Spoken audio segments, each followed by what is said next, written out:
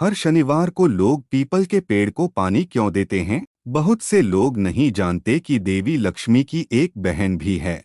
वे दो बहनें हैं, लक्ष्मी और अलक्ष्मी। लक्ष्मी धन की देवी हैं, जबकि अलक्ष्मी गरीबी की देवी हैं।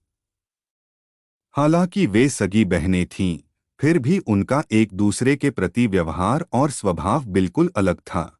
देवी लक्ष्मी भगवान विष्णु को बहुत पसंद आईं और उन्होंने खुशी खुशी विवाह कर लिया। अलक्ष्मी अकेली रह गईं। एक दिन लक्ष्मी ने भगवान विष्णु से कहा, मेरे प्यारे पति, अलक्ष्मी मेरी सगी बहन है, वह अकेली है, अब वह काफी बड़ी हो गई हैं, कृपया उसके विवाह की व्यवस्था करें। प्रभु ने कहा, मेरे प्रिय, तुम्हारी चिंता उचित है, लेकिन उसे शादी में कौन स्वीकार करेगा? उसके रहन-सहन के तरीके से हर कोई नफरत करता है। वह मैले कुचैले कपड़े पहनती है और अपना समय बर्बाद करती है। यहाँ तक कि कोई साधारण आदमी भी उसका हाथ नहीं पकड़ेगा। लक्ष्मी ने कहा, उसकी शादी एक ऋषि के साथ तय करो।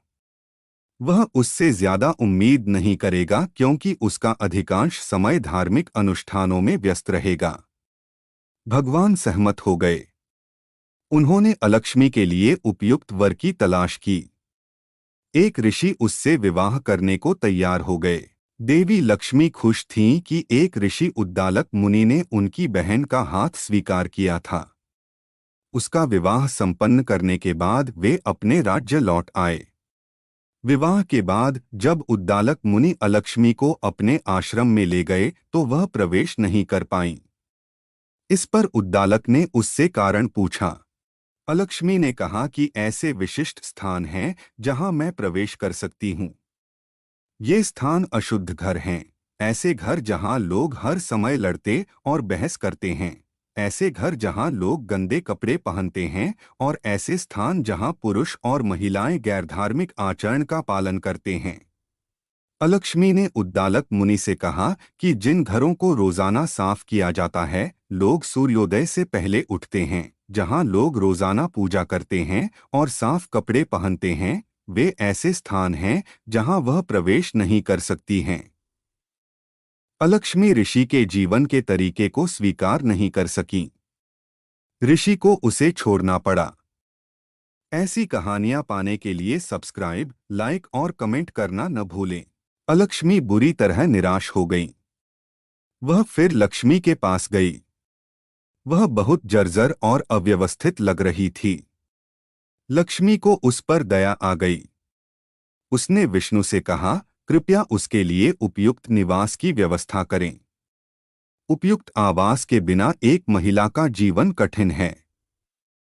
मैं जानता था कि आदतें मुश्किल से मिटती हैं, लेकिन उसे इस दुनिया में जीने का अधिकार है। भगवान ने लक्ष्मी का अनुरोध स्वीकार कर लिया। तीनों एक साथ धरती पर आए। उन्हें एक सुनसान कोने में एक पीपल का पेड़ दिखाई दिया। वे उस पेड़ के पास गए। भगवान विष्णु ने अलक्ष्मी से कहा, तुम इस वृक्ष के नीचे निवास कर सकती हो। यह आपके स्वभाव के अनुकूल एकांत स्थान है। आपको इस जगह को रोजाना साफ करने की जरूरत नहीं है। इस जगह पर भी कोई नहीं जाता था। आप जैसे चाहें वैसे रह सकते हैं। अलक्ष्मी ने कहा, मैं एकाकी जीवन से तंग आ जाऊंगी। सुनसान जगह भूतों का बसेरा है। कृपया मेरी बहन लक्ष्मी के साथ मुझसे बार बार मिलने आए। भगवान विष्णु सहमत हो गए। उसने उसे वचन दिया कि वह प्रत्येक शनिवार को लक्ष्मी के साथ पीपल के पेड़ पर जाएगा और रहेगा। उस दिन के बाद से लोग हर शनिवार को पीपल के पेड़ के दर्शन करने लगते हैं। वे इसे पानी देते हैं और पूजा करते हैं, यह अच्छी तरह से जानते हुए कि शनिवार को पेड़ में भगवान विष्णु और लक्ष्मी का वास होता है। अगर आपको यह कहानी पसंद आए तो कृपया सब्सक्राइब, लाइक और कमेंट करें।